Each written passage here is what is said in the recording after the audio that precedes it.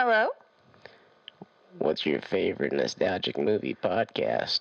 Oh, Confused Breakfast. What? The Rewatchables? No. Any of the Ringer podcast? No, you stupid bitch. You're supposed to say the Escape the Tapes podcast. I've never heard of that. Oh my, whatever. Why is it called that? Just enjoy the episode. Okay.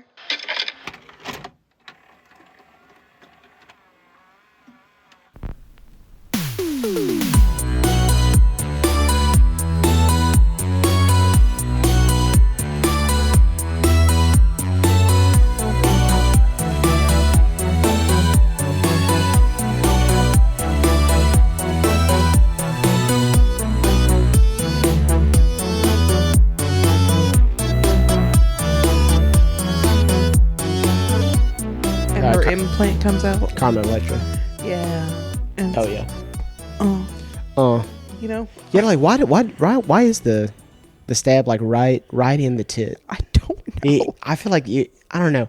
I feel like it is realistic because I feel like that is like, coming up from the back, you would want to go like right here. Yeah. But that's insane.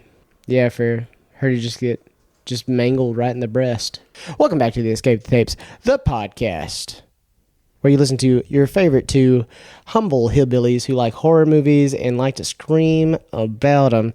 My name is Thomas Massey, and we're joined by the one, the only. We're always, pump the brakes. We're always joined by the one, the only, talented, the beautiful, the awesome Miss Brittany Vaughn. Thank you. Howdy. What is up? You know, chilling and killing, my guy. Chilling and killing. Just chilling. Just killing. Killing. Hell yeah. Yeah. You tuned in because you saw the title of the movie, and I think I've said it a couple times in this intro. So we're just going to get down and dirty. What have you watched, Brittany? Oh, boy. I have a list. Okay. I have a list. We love it. Okay. She has a lisp. That too. I've seen Wake Up Dead Man. It was really good. It's very good. Very recommended, by the way. People We Meet on Vacation. Okay. Toxic Avenger 2023. Hell yes. Told you I saw it. It's very good. Primate. Okay. 28 years later. The Bone Temple. Well, then, yeah. Then 28 years later, the Bone Temple. Wow. Jesus Christ. Sorry. She's watching porn parodies, y'all. Recommended the porn parodies. That's wild. That too. The Ugly Stepsister. Okay. Ooh, you finally watched it. Yeah, I did. It's very good. It was really good. What about that toe scene? That was crazy. That was crazy. But it was very on track with like the Brothers Grimm. Oh yeah. I watched The Suitcase Killer, the Melanie McGuire story. Okay. I watched Marcelo Hernandez's American Boy special. Okay. He makes me giggle. He's a funny guy. He is a funny guy. He's a funny guy, and he's keeping SNL funny. Yes, I would put him in my pocket if I could. Nice. He's funny. And then I watched Mateo Lane's Al Dente special. Also another funny guy. Love that guy. Yeah. He's a good guy. Very good guy. Very good guy. I watched, speaking of good gays, Heated Rivalry. Nice. Immediately ordered the books. Okay. Hell yeah. Well, the girl has been listening to him. Hell yeah. And yeah, we'll get to that. Speaking of rivalries, Bridgerton season 4 part 1. Cool. Waiting on part 2. Jeez. Oh, they're still doing that? Yeah. My God, I'm so pissed. Part 2 comes out next week. Whatever. And then you showed me a little classic of a gem. We didn't get to finish it. Cemetery Man. I'm so excited. I'll finish it eventually. It's good. It is good. Cute. Yeah. What have you watched? Well, I've been on the TV game. Been I got into Heated Rivalry. Yeah. It's it is our amazing. I'm late to the Heated Rivalry just because I got shown just hardcore. Not I mean, it's not hardcore. It's pretty much the same as like any Bridgerton, sex scene, but like just with extra noises and Hell like yeah. the smacking and the licking and like everything. I was like, okay, it's not the homoeroticism. It's the sounds that disgusted me, and I was like, okay, this is just a sensory overload, guys. And I turned it off The girlfriend, was watching it with her roommate. I turned it on because I didn't realize Jacob Tierney, our guy from Letterkenny and Shoresy, was the showrunner, director, like he was, producer, heavily involved. Yeah. And I was like, I'm just gonna watch it, and it's very competent. Like once you get past the first two episodes of just the banging and the hemming and hawing, I was like, you know what, this is very sweet. This is very cute. This is a very, very cute show. Our man had like $45 in a dream. Yeah, in the beginning. And now it's like, I feel like the cinematography is like, very, very, very good. It's incredible. On the ice photography, very, very sharp, very good. My only complaints is just maybe, that's one of them. But maybe the lighting, So sometimes I'm like, maybe you can afford, more lights. Mm-hmm. I don't know. Maybe they couldn't. But at the same time, it's heated rivalry. If you've read the books or anything, that's another thing. Me and the gal went to work out together, and I thought, I was going to get on the treadmill. We're going to, get on the treadmill together. She wants to share a jam on Spotify. I was like, hey, actually, let's do it. I thought she was going to, some Britney Spears, some Lady Gaga. No, it was the audiobooks to Heated Rivalry. Specifically, the, some certain scenes, some salacious, guy on guy scenes, and I was like, well, this is a change up. This is a move. This is a choice. I persevered. I just, You can do hard things. I was giggling. No pun intended. I was giggling. I was looking at her. And I'm just, yeah. But other than, what is Heated Rivalry, I have to recommend something that's getting me back into Game of Thrones. Okay. And it is A Night of the Seven Kingdoms. A Night of the Seven Kingdoms, dog. Game of Thrones burned me. House of the Dragon gets me there sometimes, but like it's not all the way like where I want it to be. Like it's more of like a just really bad cliffhangers, and like I'm like just a tease all the time a tease. A Night of the Seven Kingdoms is exactly what I want out of something like medieval fantasy. It's all about the small folk. It's not about big names. It's not about the Lannisters, Baratheons. It's not about it. Like it's not about the Starks. It's just about the small folk, and it's about knights and what it means to be a knight. And it's sweet and it's funny. God, there's some scenes in it that I'm like, wow, this is hysterical. It has these like Seth MacFarlane kind of like cutaway scenes, like they'll talk about something that happened in the past, and then it shows it like a quick little funny gag, and we cut right back to the present. I'm like, well, this is neat.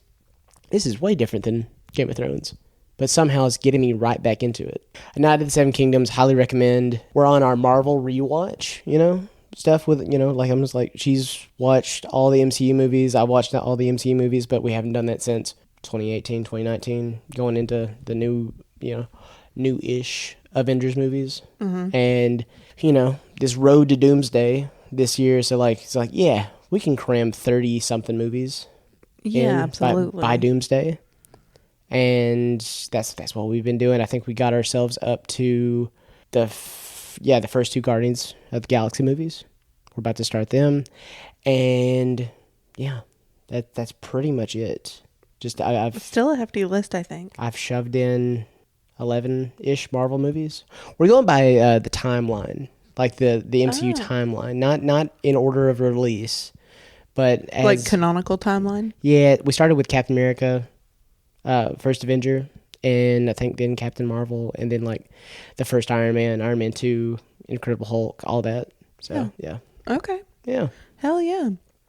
Send that to me because I've been meaning to do that and I just have not. It's really not a bad watch, but at the same time there are some. It's a long watch, and I know that. In the very beginning, I'm like, okay, I don't know if it's just where I'm desensitized, and I'm like, I'm kind of over the MCU. God, yeah. But I'm also like, I'm longing to get that like what it made me feel like in the beginning, like this world was like, you know, getting made, and like with the road to the first Avengers movie. Yeah. And I know Thunderbolts kind of brought that back for us a little bit. Yeah, Thunderbolts was good. I'm really excited to get to that and like to show her that, because she hasn't seen anything, I think, post Endgame, or like, yeah, post Endgame, and anything that wasn't a Tom Holland Spider-Man movie. Okay. So like she hasn't seen any of those. But yeah. Yeah. That is what I've been up to. Just got back from the Georgia Aquarium. Highly recommend the Georgia Aquarium in ATL. Cute little Valentine's Day. It was a cute little Valentine's Day thing. But, I showed her Hard Eyes.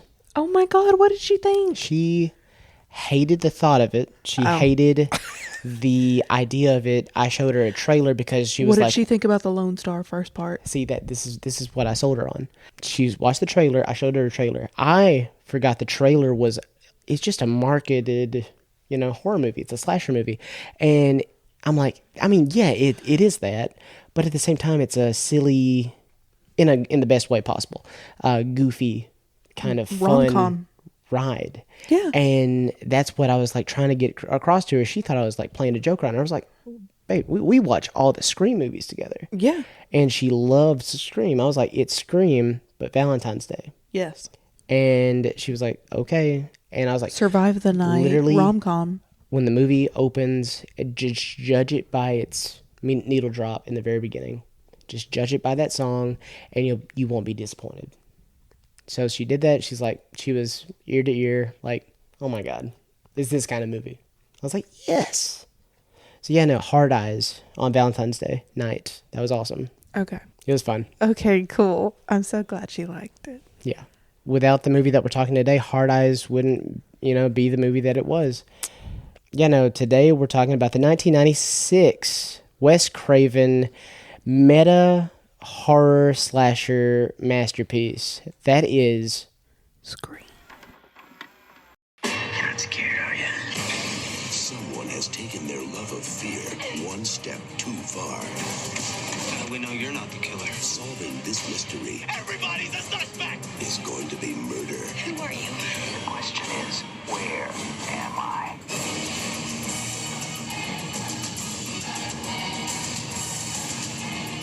We all go a little mad sometimes. Scream, the new thriller from Wes Craven, rated R. Scary movie. It was that was the original title that Kevin Williamson dreamt up this, whole franchise to be like, not even a franchise. It was just an idea for a movie that he called Scary Movie. Yeah. And the Weinsteins were like, we're pitching this idea, and people that are trying to they're like, is it a comedy? And like, they were like, no, it's just the name. And then they retooled it, and soon they fell in love with the name Scream. For good reason. Yeah, no, like I love a one name, and I feel like this just, it fits. And I'm glad they used Scary Movie for the parodies. Oh yeah, no, because that was perfect. a perfect maneuver. Also, I feel like Scream was like such a good kind of like gateway into like, I don't want to call it a horror comedy, but like it kind of is. It is. I've said like this, a meta horror comedy. Yeah. I've said this like I feel like a handful of times on Probably. the podcast, but I always revert back to Scream, where it's the perfect like bite. It's the perfect like, it tiptoes the line of being a full-on comedy and a full-on serious drama. And I feel like that, like Scream, it does it perfect, because like, for the most part, you want to laugh, but then like at the core of it is this really, really, really tense drama about the lore that it has, Sidney Prescott, down this entire movie. Genuinely. Yeah. And some of that lore is so fucking ridiculous. Well, like the lore in canon with Sidney and her story is like heartbreaking. And like, no, it is. I feel but like the backstory behind the lore, like the reasoning and the logic, I think. As a kid, I never fully like took in like what happened to her, but like as an adult, I'm like, her mother was molested and murdered. Yep. In for like, like was it in front of her? Like, not like she was knocked out, or like she found her mom. Yeah. She walked in and found her mom. Yes. Okay, got you. And like that all happened, and then she blames Cotton Weary because of she thought she saw him walking out in his jacket. No, she Yes. saw someone who she thought was Cotton in that jacket. Yes. And I don't know, man. It's just Which it's is a very serious concept to throw on to somebody that, like, for a situation that sets it up. Like, we don't see any of that. And the sad thing is, he like never really blames her either. Mm-mm. Oh, I mean, he does. he does. He's definitely resentful in the sequel. Yeah. He's definitely, But I feel like it could have been worse. yeah, way worse. But like, to bring logic to it, this is why police don't always believe like victims at the time, just based on like their witness statements, Yeah. because things like that aren't always believable.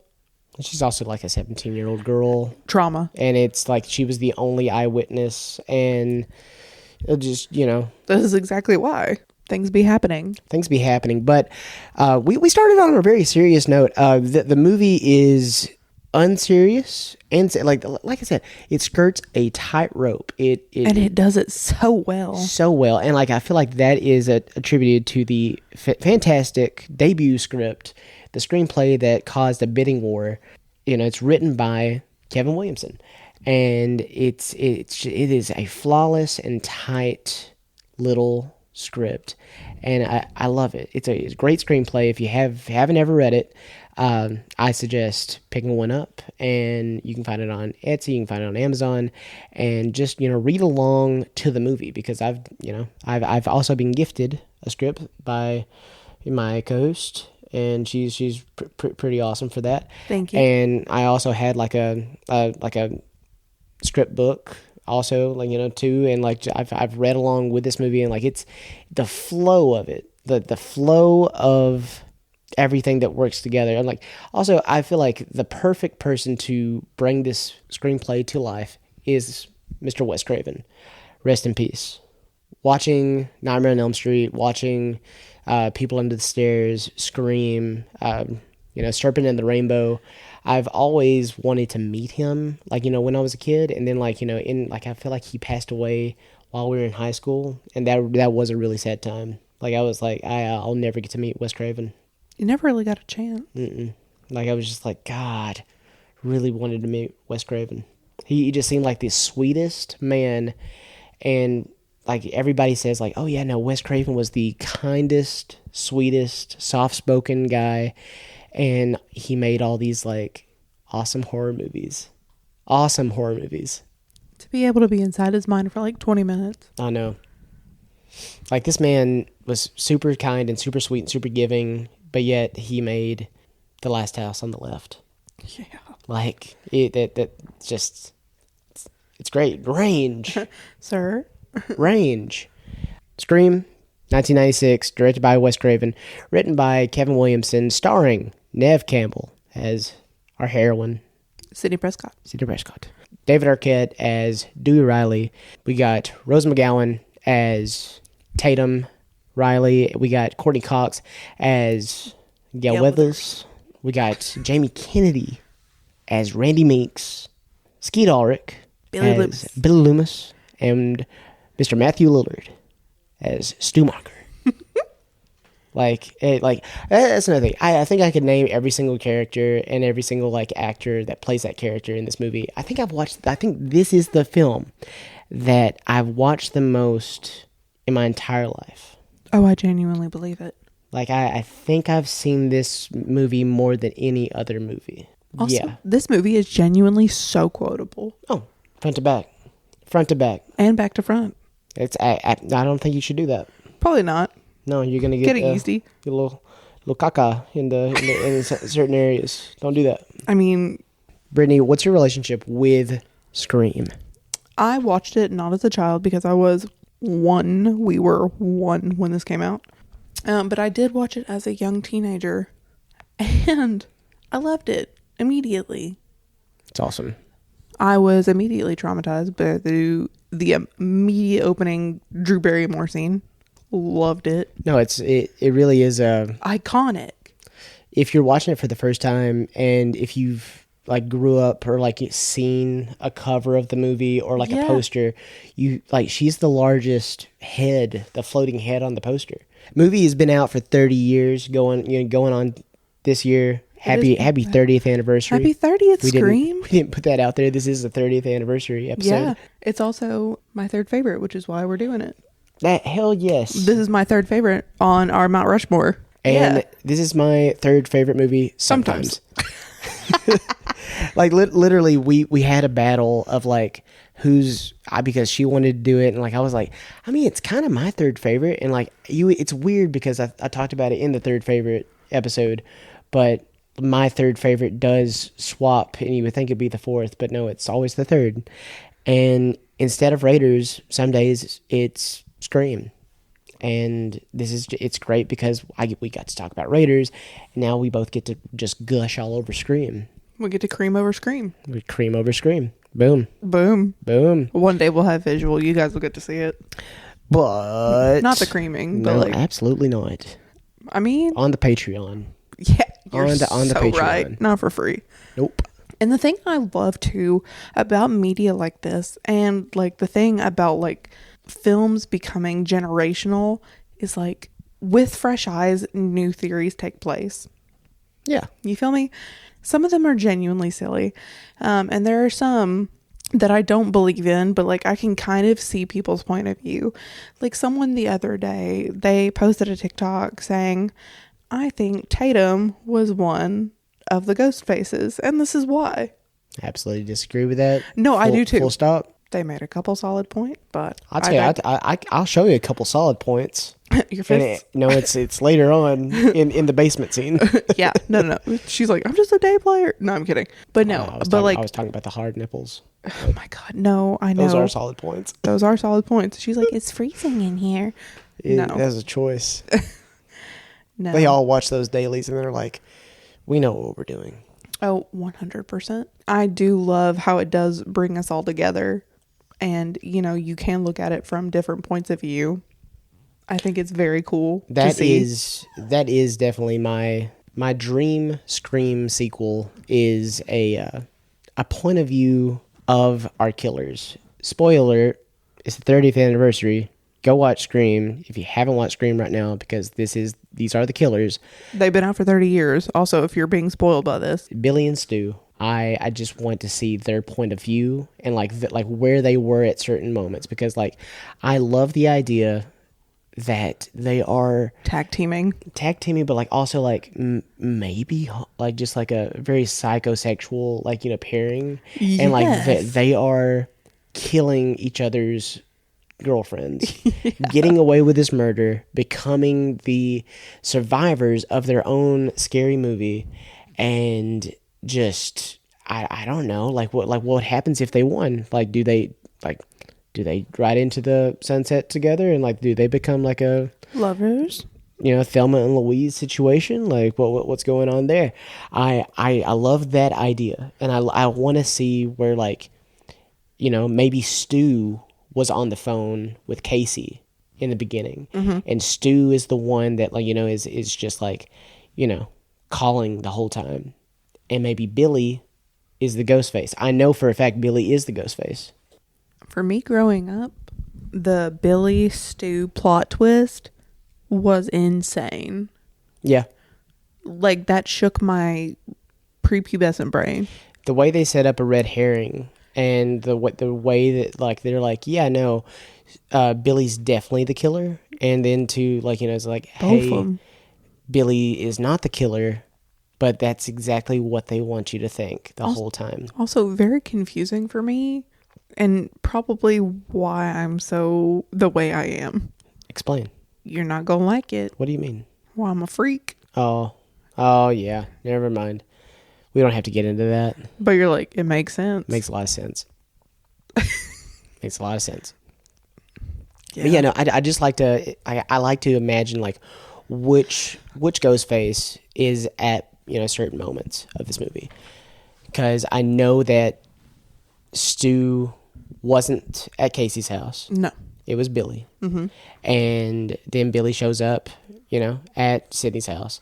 And, like, once you know that they both are in on all this, and, like, they're just, like, killing their friends and making their own little psycho movie in their heads and, like, setting up the narrative. But then, like, it goes back and forth, like, are they trying to kill Sydney when, like, they attack her first? Or are they like actually going out of their way to, like, scare the fuck out of her and let her slip away just to set Billy up, and then Stu gets him out of jail by calling as Ghostface at Tatum's and getting Billy released, and then, like, the big third act is at Stu's house, and, like, all the pieces are there, and all of them just fall into place. Is that part of their plan, or was the plan the whole time to kill Sydney in that first act? I don't know. I don't like that. That's where, like, my mind, like, I like the idea that they give her enough leeway for her to just, like, slip through the fingers. He does a quick costume change, and Billy is, like, framed as Ghostface. So just like a giant game of cat and mouse. Yeah, but it's all mental. It's all mental. It's just a big mental strategy, and, like, there's hurdles. There are definitely hurdles. I think at some point they were half-heartedly trying to kill her. Yeah, like they were like, we could. I mean, there's always a good but we reason. won't. There's always a bullshit reason to kill your girlfriend. Is there? As Randy would say. Sure. Let's get into the characters. Who's your favorite? See, I could go the basic bullshit way and say Nev, like Sydney. Yeah. Almost said Nev. Nev.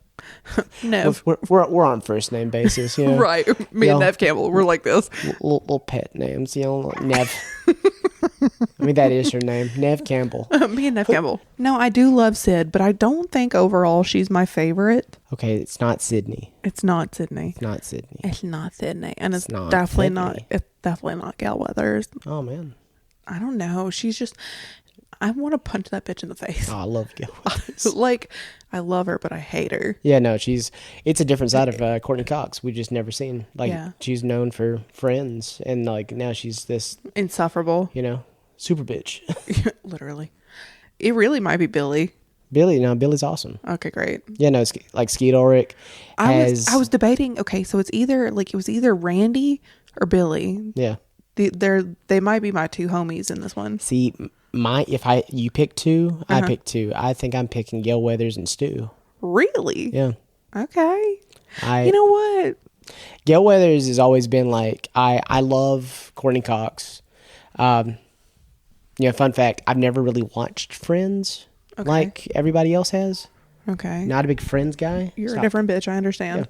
Yeah. Never really watched, much Friends, but I really, really, really like Courtney Cox, and I feel like my first really, like gateway into her was, Squeam. this movie.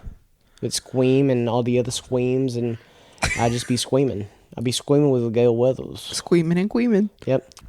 First ever present from the gal that I hold dearest. She gave me a Gail Weathers, like, fluorescent, like, one of those, like, just like loud, like, here's a picture, and it like just a says, collage shirt. It just says Gail over it, and I'm like, this is so cool, and, like, she just, like, I wore that on my 30th birthday. It was cute. It was cute. I loved it. Yeah, no, Gail Weathers is just she's a firecracker in this movie, and she's just trying to get the best story that she can. She's already covered Sydney's mom's case, and, like, how, like, she believes Cotton Weary was framed, and she has all this evidence, but, like, she really just doesn't have enough to get that guy out of jail. But she's hoping she can find something else in Woodsboro with these killings, but she doesn't really know. And she's promiscuous with Dewey, and, like, their chemistry back and forth, and like, I just she's a good foil to Sydney, because you have She's this a very good foil. just, like, promiscuous, jet setter, like, firecracker of a reporter. And then Sydney's just this very, like, contained, put together young lady that, one, she's a virgin. Two, she's, scared that she's going to become like, her mom, which was a very promiscuous woman. And, she's got all that, hanging over. And like I said, Gail Weathers is the opposite to that. If I'm really popular with males 11 to 24. I'm 25. I was 24 for a whole year. Boom. Boom. There it is. But also, like, Stu. I'm picking Stu also because, like... He's funny. Man, Matthew Lillard he swings big in this movie. He does. He makes some choices, and he just goes over the top and wacky. And that's the only reason he got the movie. Like, he went in for an audition, and everybody was giving one thing, and Matthew Lillard literally just gave a big performance. And My mom's gonna kill me. That's what made Wes Craven be like, yeah, this is our Stu. This is our guy. Yeah, no, he's legitimately so goofy, so silly. I can see that. That's really good. I'll tell you one thing I love about this movie. It's not afraid to poke fun at other horror films. And that's the whole meta commentary on Scream. Yeah. Like, the beginning is definitely a Psycho, esque opening. You have this, leading lady in Drew Barrymore. She's playing Casey Becker. You think Casey Becker is our main gal because she's all over the posters. She's all over the, like, the home video releases. She's everywhere, and the floating head posters and all that. But yeah, no, when like they have the choice to kill her off in the opening 10-15 minutes, that is awesome. That is so great. And like it toes the line of being goofy at some points, but then like once she dies, it is a heartbreaking opening. And you're like, oh my God, I just watched this young lady die and her parents find her gutted corpse hanging from a tree. Aggressive. Like stabbed, mutilated, hung. Yeah. Yeah, no, this movie also almost got an NC-17 release instead of an R because of the gore that they were pushing in the very beginning. There are moments where Stephen Ork, Casey's boyfriend, like he gets gutted in that chair, and like you see like the intestines fall out. That was supposed to be a little longer. They cut a little bit of it. In theater, I don't even know if they showed it. It's only on the home video release for the most part. Also, her in the tree. It's very fast, apparently, like when it was in theaters. And like it's like on the home video, like they get to like, show the whole thing. Okay. So It's kind of like a Munchkin and Oz kind of situation. Like, yep. Must have been the wind. But yeah, no, the shout outs to all the horror films. Yeah. In this, and just it shows like kids, like a love letter almost. Kids talking about movies and like just like movie culture and like how movies exist within this movie. Movie. I'm going to say it. Movie. Take a shot when I say movie. You're drunk. You're stumbling. Yeah, not just like all the little nods to like Wes Carpenter. That's hilarious. Wes Craven, John Carpenter. Like that was almost a line that Wes Craven wanted to take out, but his publicist was like, leave it, it's fun. It's kitschy. And like when Casey Becker's talking about all the Nightmare on Elm Street movies, is like, she loves Nightmare on Elm Street. It's like, oh, you like the Nightmare on Elm Street movies? Yeah, but just the first one. The others suck. Wes Craven made the first one, and then also the seventh one. But he left it in because she also thinks the seventh one sucked. So it wasn't. It's also detrimental to him too. So it just little lines, and I'll always go back to just like the duo of Kevin Williamson and Wes Craven just coming together, and without them, this movie just wouldn't exist, and I wouldn't be as happy as I am today. I'll be honest. I'm going back to your point from earlier about kind of getting like Stu and Billy's points of views. Yeah. I genuinely think if we took the time and kind of like took stills from like different points of the movie, we could actually pick who was where. Yeah, no, that's the movie that I want, man. I genuinely think we could do it. Like, it's Wicked, but for Scream. Like, where was Elaborate. where was the Wicked Witch during Wizard of Oz? That's what Wicked is for. Like, Who is the Wicked Witch here? well, I'm Madame Marble, Wicked Witch. I'm sick. But I'm just saying, like, where was, Elphaba in Wizard of Oz the whole time? Like, I want to know where Billy and Stu were in Scream. Probably jerking each other off. They might be, and maybe that's just a scene that we haven't seen yet. Like, I want to see, like, I want, honestly, like, you know how we talked about in The Fly, like the dirty. yeah, Yeah. We want the dirty. I want Them coming up with the plan and being like, yeah, fuck Sydney, fuck her mom. Fuck her for making my mommy leave my daddy. Give me Ghostface. Like, imagine Ghostface, the origin of Scream. Let's go to this cheap ass costume store. Ghostface Part 1 is Billy and Stu coming together, befriending each other. Say one is a very quiet, about himself. He dates Sydney, and then Stu dates Tatum, and Tatum and Sydney are best friends. So that's when they become good friends, and then they start plotting this big thing. He's a psycho, and Billy's just kind of, he's not a psycho really. He's just like upset because his mom left his daddy, and then he finds out that Sydney's mom is the reason for the whole thing, and the whole movie is just them getting pumped up to kill and frame and all this stuff, and the whole plan is set in motion. Third act, they do it, and then it sets up this whole thing, and then Part 2 of Ghostface is all of Scream, but just from the point of view. I'm really just setting this whole thing up for Wicked Part 1. Yeah, I was literally about to say Wicked that. Part 2. No, it's Wicked and then Wicked for Good. Yeah. But it's just Ghostface Part 1, Ghostface Part 2. Right. Yeah. No, I can see that. So we're looking for a prequel. Yeah, that's 100% what I want. I wouldn't be mad at it. I want that so Instead of bad. a seventh one. Make it a musical. No. Yeah. What There's the fuck? there's already it's a very, very, very, very far removed from Broadway, but There a is. Scream musical. There is. Yeah, I remember that. And it's kind of like a jukebox musical where they take music from our world and just, put, Like, isn't it a postmodern jukebox? something. Yeah. I mean, I saw Everybody by Backstreet Boys, and it's, Billy and Stu. Yeah. Yeah. When they come out to Sydney, it's like, you were the killers. Yeah. No, but for really. That's not a word. For Billy.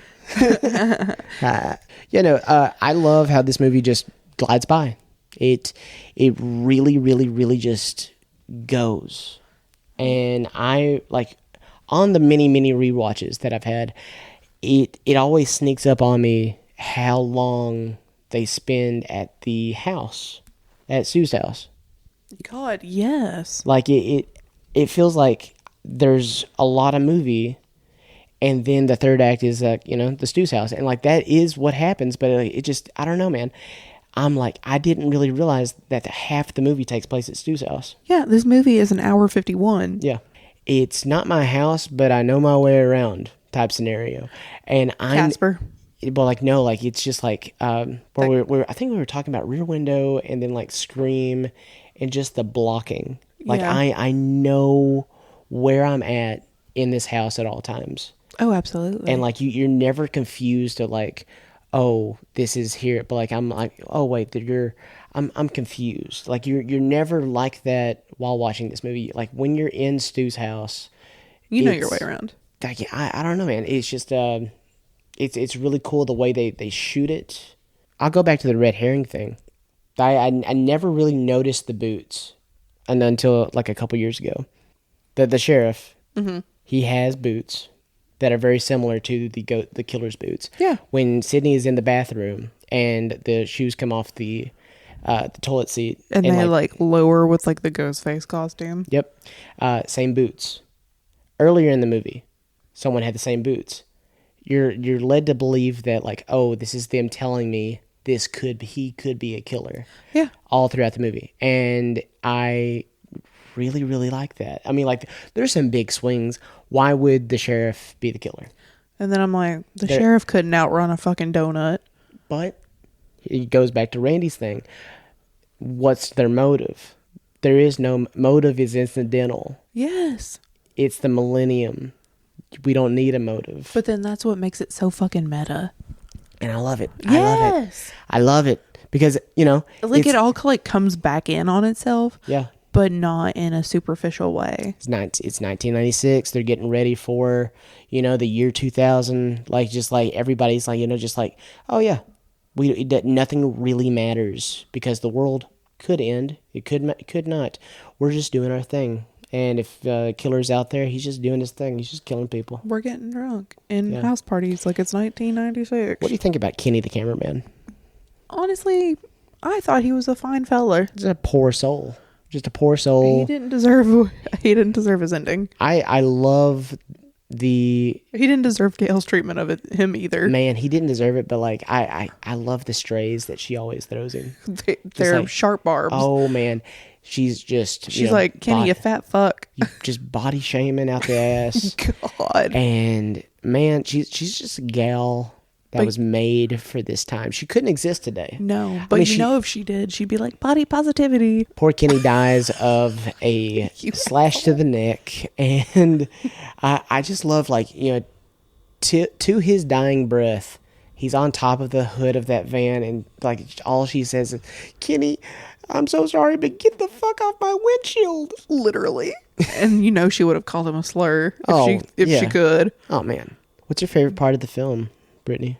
Honestly, it might be this part, like where they're all on the couch and Randy's kind of going over like the horror do's and don'ts, like the horror movie where he's like, and don't ever say, I'll be right back. And then Stu's like, I'll be right back. Ooh. So we had to pick a monologue in like theater 2 in high school. Like this is like sophomore or junior year. And I got one of our friends to be Stu. And like I framed it up, like I was Randy in the moment, and did the whole thing verbatim.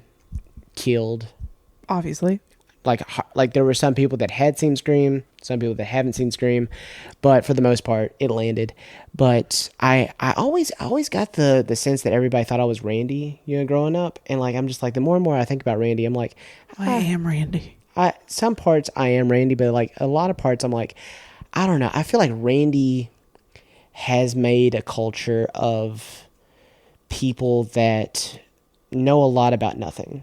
Yeah. And I feel like some parts of me that does, I am in that category, but then a lot of parts I'm like, I can step back and be like, ooh, is that what I sound like? Do I sound like that guy? And like, I'll look at it, I'm like, oh God, I don't want to be that guy. Sometimes, but you actually have a personality, so it works. I appreciate that, darling.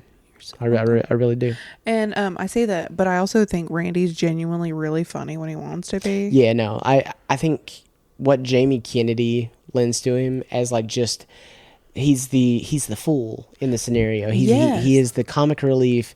He is our guy into the world of film and like specifically horror films, and he is our caretaker, but also he is the fool. He plays the fool. Oh, 100%. Like we have the classic horror movie archetypes. We have the Virgin, Sydney. We have the Jock, which is probably Stu, maybe. Yeah. And then you have the Promiscuous Woman, which is Tatum to some extent. Our fool is Randy, and our scholar, maybe Randy, maybe Billy. I don't know. I would say like Billy's like a little edgy boy. Yeah. Kind of like in the Breakfast Club. I was just going out like Friday the 13th kind of had that archetypes, and then later on we have another meta movie some years down the line named Cabin in the Woods, and they take those and really make a mythology on the whole thing, and that's what I'm trying to put into Scream. But I think my favorite part might be Tatum's death. No, Mr. Ghostface, please don't kill me. I want to be in the sequel. Yes, I love that. Yeah, no, just everything with just the setup and her showing her 2 hard points. Well, I wasn't even going to say anything about that, Brittany. Oh, sorry. God forbid. I was going to say that she was very, capable in a fight against, a opposing male which is probably Billy. It's 100% Billy, and she's just throwing. How are his clothes not wet though? I mean, like I feel like the original Ghostface suit in the first film, I feel like it's very thick. I feel like it's a very thick fabric. Okay. I mean, also he's like covered head to toe. Yeah. I feel like she's very capable in fighting with the bottles, throwing the bottles at him, and also throwing him over her shoulder when she ducks down, and showing that Ghostface is just a male. He's just a man, and he can be fought. He can be killed. He's goofy. Then the only way out that she sees is going through that damn doggy door. Yeah. And yikes. Yeah, I mean they really did do her dirty in that scary movie in the parody. And I love it. I love it so much. I love both, but damn, I love the KMB effects did the the gore and the life size decoy for Tatum. The whole body is obviously fake, but when they raise it up and like her eye bulges out when the machine door crushes her skull, it's awesome. It really is like the standout death of the movie. Stu Monker's parents, they really spent money on that garage door, because those things, like, it's automatic. Yeah. But like, super damn, like, I'm not saying Tatum was a small fry by any means, but I mean, like, she's what, soaking wet, 100 pounds, 115. I mean, but a solid 15 went to that chest alone. Yeah, I'm just saying, like, that thing picked up some weight. Yeah. It did. It didn't slow down either. Like, it just it went. So I mean, like, that's a very industrial garage door. Good for them. Yeah, good for them. I mean, look at the house. I was gonna say you've seen the house. You've seen the house. It's a good stained house. glass windows. Yeah, it's a they're about it. Yeah, they're in that wine country. It takes some money to get up there. God, you're so right. So I think it's filmed in Santa Rosa. So like, just like that whole like Napa Valley. There's kind some of culture. acreage too. Yeah. Oh yeah. You know what? You're right. Oh yeah. All right, Stu. Stu's family. Stu's family. I will say, no, I take that back. I think my favorite part of this is the scene where Gale has the little, spy camera set up on the VCR, and you have Jamie Kennedy, and he's watching Halloween, and he's talking to Jamie Lee Curtis, and she's playing Laurie Strode. They're watching Halloween. And he's just he's hugging a pillow on the couch, and he's drunk, and he's just like, turn around, Jamie, turn. It's a really cool directing technique, but also just like it's well written, like a little mirroring technique. Yeah, because like it's Jamie Kennedy talking to himself, but he's Randy, and he's talking to Jamie Lee Curtis. Yeah, and I don't know, man. It's very funny. It is. If you know, and it's, man, I get a giggle at it all the time. Like, I'm like, oh my god, this is so funny. I actually did see a TikTok about that the other day, and I was like, yeah, love a little tee-hee moment. And like, there's so many tee-hee moments in this, because like, so many. We're not even talking about Principal Henley. The famous Fonz, Mr. Henry Winkler himself. Yeah. Have you seen Barry? No. We talked about this the other day. Oh yeah, Sydney's seen Barry, and she's like, I remember like the first time we watched this, she was like, "Hey, it's the guy from Barry," and it's just funny to see somebody say, "Oh, it's the guy from Barry," when it's the Fonz, which I'd also never seen. Henry Winkler from Happy Days. What are you talking about? I've also never seen that. What about Arrested Development? Yeah, I've seen that. Well, he's yeah. But I've also seen Parks and Rec. Yeah, which is where I know him from. The doctor. Yeah. Money, please. You've done nothing wrong, and ever. I love you. Right. That's what I know him from. Yeah, no, when he dies, the setup and like just like they were 30 pages in, and not Harvey Weinstein, but the other brother, the other Weinstein, the one that's not as problematic but very problematic still because he covered up a lot of his brother's situations. They were over Dimension Films, and they bankrolled this movie. Oh, yeah, Bob Weinstein. Bob Weinstein was like, hey, Wes, Kevin, we're 30 pages in and no one's died. No, we're 30 minutes after a kill and no one's died. What's going on there? So they on the fly, they wrote in Principal Henley's death.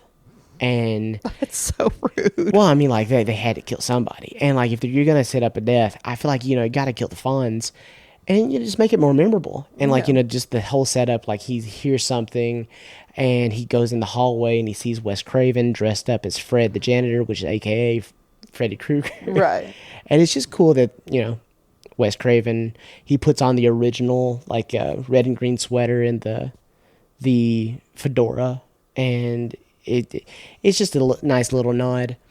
But the whole kill of Principal Henley, and you see the reflection in the eye, is another like psycho nod. And I don't know, I love the little psycho nods in here because they're all over the place, especially towards the end when Billy's like, we all go a little mad sometimes. Oh, absolutely. And if you guys listen to our childhood trauma movies segment from 2 years ago, when we first started, our little kindred traumas. Yes, our kindred traumas episode, Psycho, was my pick. Yep. Okay, listen, again, I know this movie came out 30 years ago. I legitimately, and I think I think this is so stupid in retrospect. As a 30-year-old, I think Billy trying to kill Sydney because her mom was a whore, I think that's dumb. Like in the grand scheme of things? In the grand scheme of things, I think it's dumb. But at the same time, a lot of things that I look back at what I thought about when really, really shaped my world as a kid, and especially as a young adult, like 16 or 17, I'm like, oh my God, that was dumb. Why did I act like that? Yeah, but sure. No, I agree. Murder wouldn't be my thought. At that point, wouldn't it be like serial killing? It is, but it is. It's also this is pre Columbine. This is pre mass hysteria of the school shooting epidemic. Well, no. I mean, this is like starting a franchise. Yeah, I'm not even talking about like real life serial killing. I'm talking about Scream franchise only. I'm just saying that kids have done way more for less. No, for sure, for sure. Like, hey, I want some attention. Let me go, and that's the dark norms of living in America today. Society. But, society. I think to give him a motive, and it's a motive. Your mom is the reason my mom's gone. I think it's his mom's still alive, by the way. I think it's a good. She lives like an hour away. Yeah, I think it's a good enough. He's so dramatic. Yeah. Bitch. See, I'm more in line with Stu because I feel like if I had a good enough buddy that was like, hey, let's go, kill some folk and get famous for it. I'm not going to lie. Stu is just pure peer pressure. I'll be so real with you. Yeah. And you can actually bleep part of this out. I'm not. No, you would.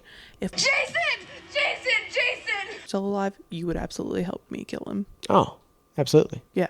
Yeah.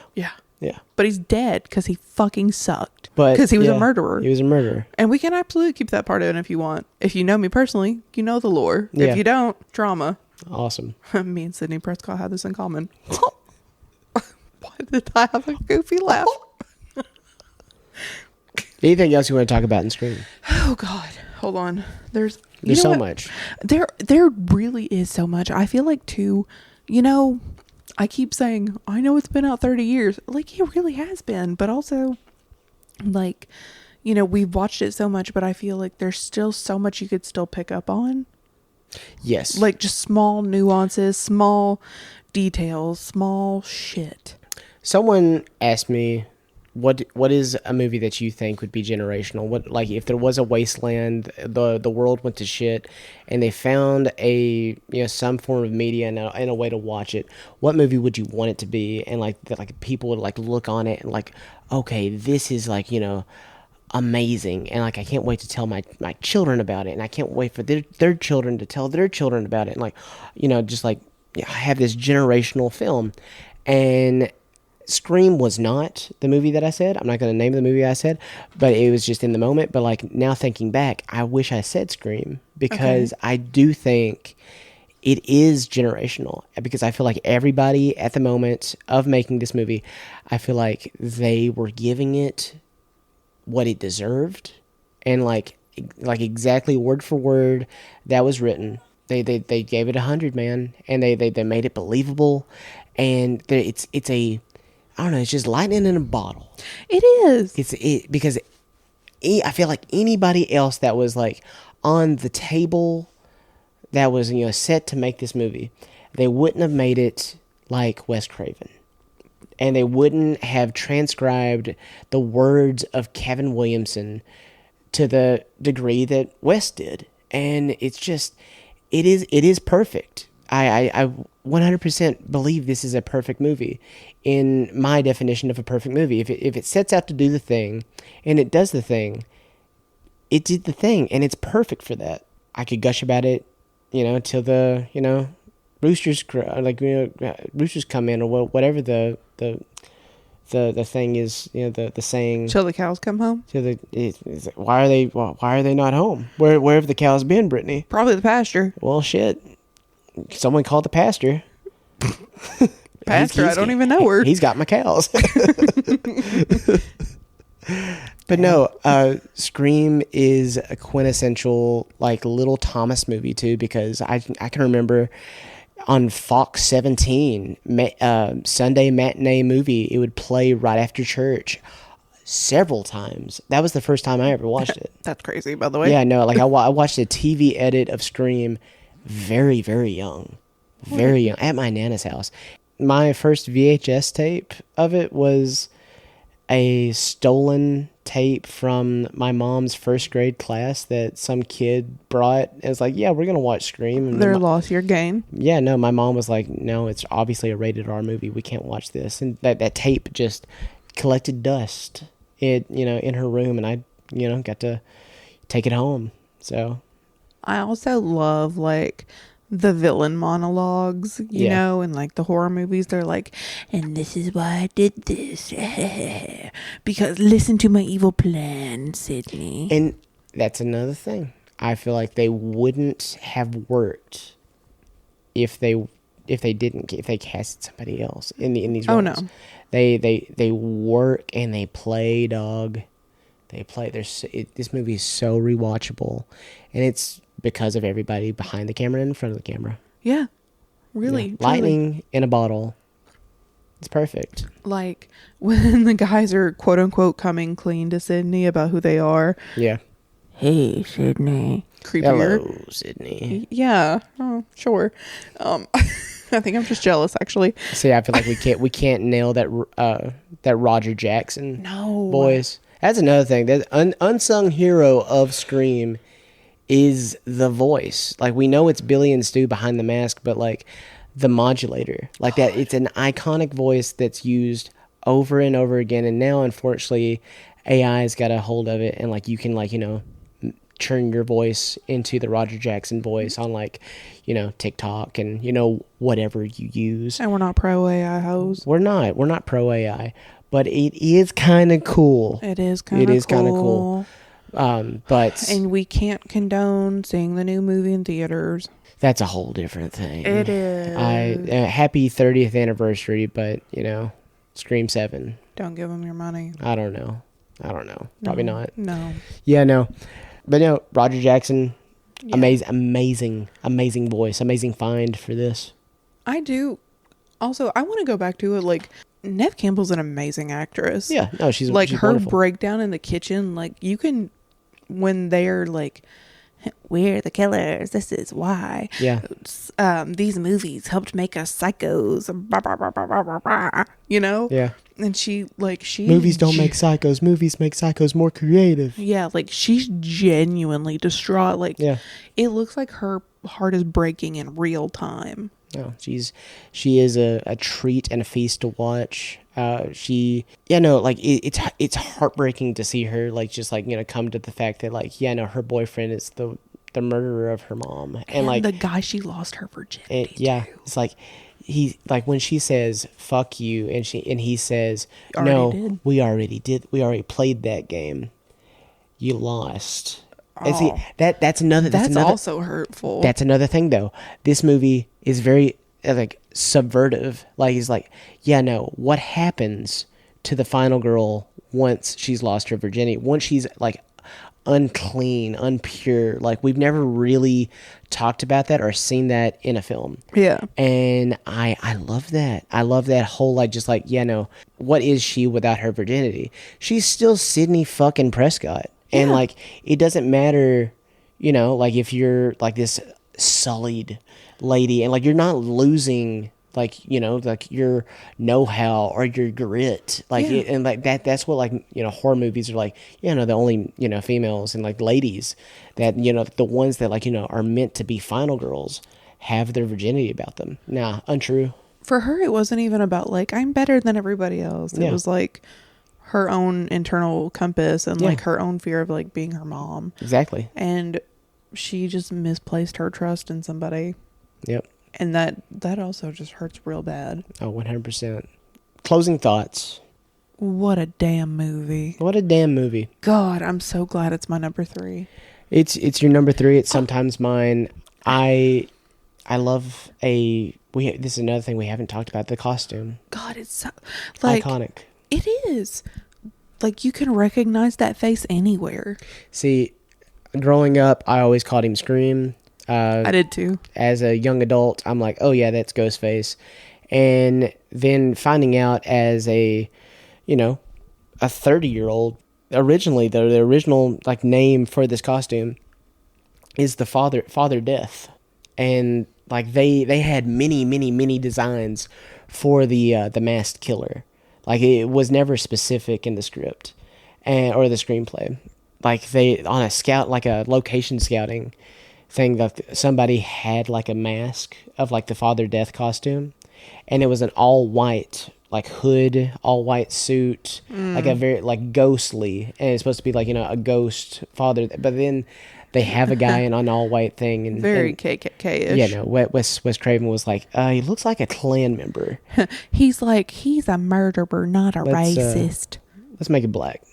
Father Death's knife should be E for everyone. You know? Yeah, these hands are rated E for everyone. Exactly. This is a movie I also have rewatched over and over. Honestly, truly, genuinely, not as much as Thomas has, and I know that for a fact. But it is one I have rewatched often. But every time it's on, I get sucked into it, and I'm just like glued. Yeah, no, it It's is so good. undeniable. It's very like, I don't know, just competently lit, and it's like not overlit, and it doesn't, I don't know, I It's feel still like so fun. on paper I can see where everybody was like, yeah, no, this sounds like a comedy, this sounds goofy as hell, how is this supposed to be scary? And it like I said, and I'll say it again, it teeters a fine tightrope. Yeah. It's like this line of just like a balancing act of being this super serious drama about this, you know, town that's being terrorized by these young kid deaths, and at the same time this friend group that is so just like relevant and, you know, relevant to 1996, Yeah. and like just like pointing out and making fun of everyday, like, you know, deaths in society, deaths in movies, and just like horror movies in general. And I can totally see like the frustration of everybody that was involved, that like who were seeing the vision, that, like, you know, Wes and Kevin and everybody involved wanted to bring to screen, and then trying to sell it and, like, you know, trying to talk people into like, yeah, no, this is what we want to do. And like everybody's like, well, it's just difficult. It's just difficult for me to, you know, really, you know, visualize that. And, you know, Wes Craven and Kevin Williamson were like, bet, hold my coffee, I make this movie. And they made it, and lightning in a bottle, Brittany. Everybody just went, you know, gangbusters for this movie. And it did very well. And it spawned, you know, we're 30 years in and we only have Scream 7. We shouldn't have taken a break. There should be like 20 of these by now. I think there's many stories you could tell with a, spoiler, but the franchise does not have repeat offenders. Right. Every killer. Can I be honest though? What's up? Leave my girl Sydney alone. That's what I'm saying. Okay, leave her alone. Listen. We've talked about Scream. We love Scream. We'll talk about Scream again probably, but now we will. Now, I mean, it's the 30th anniversary, and we're going to talk about our disagreements with this new movie that's coming out. I'm not going to tell you not to go see it. You go do you, girl. But you go do you, and you go watch this movie. But just understand that this is a production that is riddled with people that have disagreements and misunderstandings of what's going on in today's world, what's going on with today's points of view.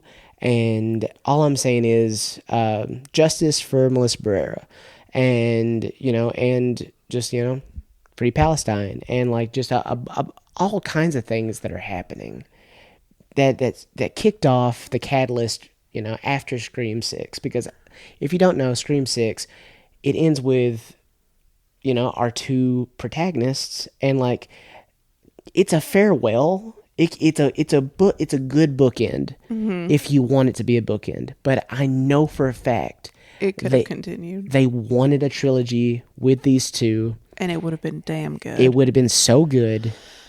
And they were like, they got scared because of a certain with Miss Barrera's politics, and like her very right and correct point of view, and just a very Zionist, Paramount led people were like, hey, let's fast track, a different story. Or not even a different story. It's the same fucking story. We're bringing Sidney Prescott back in here when they definitely had a great, they retired the character in 5. It was perfect. It was great. It was good sign off. Just leave her alone. Just leave her alone. Don't give her. And now you're dragging her teenage ass daughter into this? Another thing, I mean, we're just going to hate. I feel like the more and more we talk about it, we're just going to hate. And I'll only see it if the people that I trust in the media, the people that I'm like, ride or dies, are like, yeah, no, actually, it's a good movie. That's the only way I'm going to see it. But I've also learned that they're using AI to do certain things. So that's a downer. But I honestly don't even want to go see it in theaters. No. Like, I don't want to give the box office that kind of money. Like, I don't want to show my support that way. It's a very, very, very, very, very tricky situation, just because we've seen all the new Screams in theaters during COVID. They got to re-release, especially like theater is dying. Yeah. But also they fired Melissa Barrera. Yeah. Don't do that to my honey. No. Don't do that to my honey. Like, I don't know. I loved the very, very small amount of good things that happened during the pandemic was when they were like re-showing old movies. And I got to see all 4 Screams in theaters. And that was so cool. And then Radio Silence brought back Scream with like Scream, aka Scream 5, in 22, and then follow up in 23, a very quick turnaround for Scream 6. And it felt like we were back. We were so back. Yeah. And now this happens, and like I'm like, it feels icky and it feels wrong, but at the same time it's like I can't be mad because I'm not over this shit, but at the same time I'm just really disappointed. Yeah. But you know what? Scream, we can continue doing things. Let's make prequels. I listen, if anybody likes my idea, I have an idea. My third movie was all about Melissa's character, Sam, and the Carpenter sisters, and like them not returning to Woodsboro, but returning to those journals they talked about with her mom. Yeah. And like then flashing back to like maybe she got sent a mystery journal, and like instead of her mom's journals, it's her father's journals. Right. It's Billy's. What if Billy was keeping logs of like what him and Stu were planning. Yeah. And you get to see like his point of view, and then I get to see my dream Scream movie. Yeah. And then like you flash back and flash forward between young Billy and Stu and the events that occurred, you know, during Woodsboro in 96 with the first Scream. And then you get to see this, like, you know, like a plot with Sam and Tara, the Carpenter sisters. And then B plot is like, you know, the secret stuff that was happening behind the scenes with Billy and Stu. That's my dream movie, and I'll never get to see those characters in that dream movie because of the situation. But I think we've spent a good amount of time talking about, like, you know, harping on Scream 7. You know, if Scream 7's good, that's good. You know what? If Scream 7's good, it's good for Scream. Yeah. But that's all I'll say about it. Go support your movies that you care about. Go support theater. AI is not going anywhere, unfortunately, but it is what it is. This is a movie. When I say this is the movie that we're talking about, Scream from 1996, the masterpiece that it is generational. And it is outstanding that we get it in its goofy, just meta commentary on a genre we call horror. And I love it to its dying breath. What you say, Miss Vaughn? Exactly what you said. Sorry, I got sucked right back into it. Oh yeah, we also have it playing in the background, and it definitely is that movie that, like, yeah, hey honey, I'm gonna clean up. I'm just gonna turn a movie on real quick, and like you're just stuck, you know, with Pledge and a rag in your hand, and you're just standing up, you're watching just like TV. Wiping the same part of the table. Yeah, you're just 20 minutes in, just waxing off. Never wax on because you forget because you're watching such a good movie. And the one part of the table is like It's squeaky super clean. A little reflective, actually, at this point. Yeah. Yeah. I just gotta say kudos to Nev Campbell, Matthew Lillard, Skeet Ulrich. Peer pressure. I'm far too sensitive. J.B. Kennedy, you know, David Arquette, Courtney Cox, you know, Rose McGowan, everybody involved. R.I.P. Wes Craven, the king, my king. You know, oh Captain, my captain. I will never know you, but I've known you all along, sir. I love you. I think that's all I got for right now. That's all the gas I got in the tank. This is such a good movie. It's gonna be a long episode, but damn the torpedoes, we're doing it. Hell, I hope you guys like it. Yeah. It's one of our favorite movies, obviously. We had such a good time with it. We had such a good time with you guys. I mean, since it's already going to be long, what's your favorite Scream? Obviously, the first one. Okay. It's 1, 2, 4, 3, 5. Actually, 1, 2. You're forgetting 6. No, hold on. 6. 1, 2, 4, 6, 5. Wait, 1, 2, 4, 6, 3, 5. Okay. Yeah. Mine is from my least favorite to favorite. What the fuck? I went. Don't do that. But my favorite to least favorite is probably 1 to 6. Okay. 4, 5, 3. So we had very similar ones. They're close, just, you know, same but different. Yeah. Like us. Yeah. Same but different. Same but different. Same bitch, different font.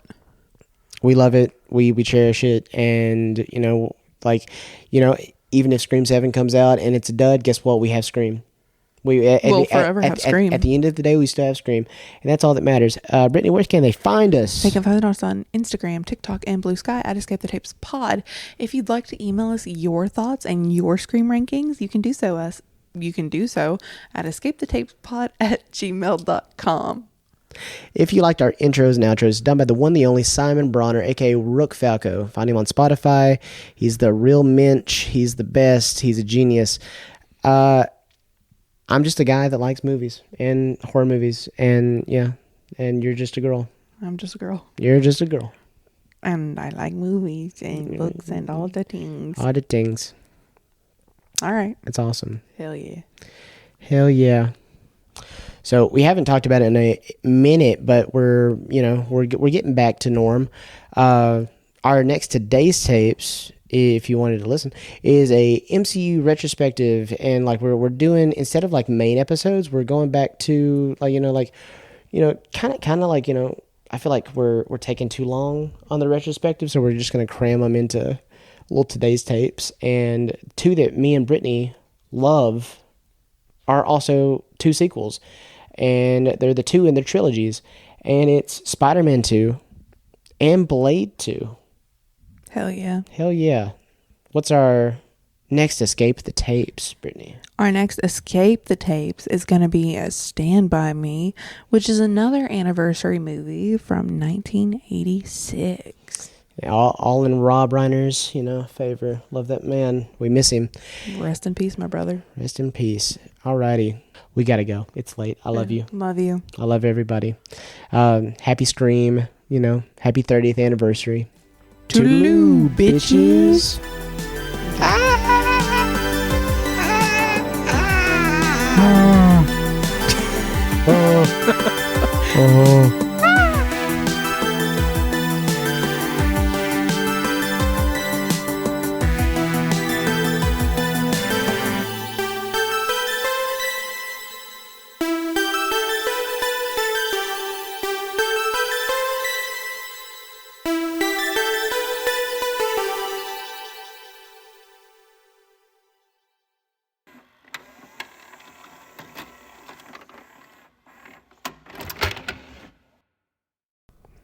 Ring, ring, ring. Ring, ring, ring, ring. Hello?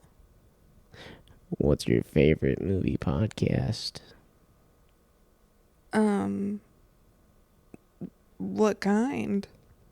Just, like, what's your favorite, like, what kind? You can't Mad Lib in front of, like, we had a script, damn it. I'm so sorry. What the fuck are you doing, Brittany? You didn't specify. I did specify. I said, like, we're gonna do this, and you're gonna answer. You're gonna say that. I thought you were gonna say, like, what's your favorite nostalgic movie podcast? I'm sorry. Okay. I did go off a little bit of the script, but god damn. I'm sorry. I'm autistic.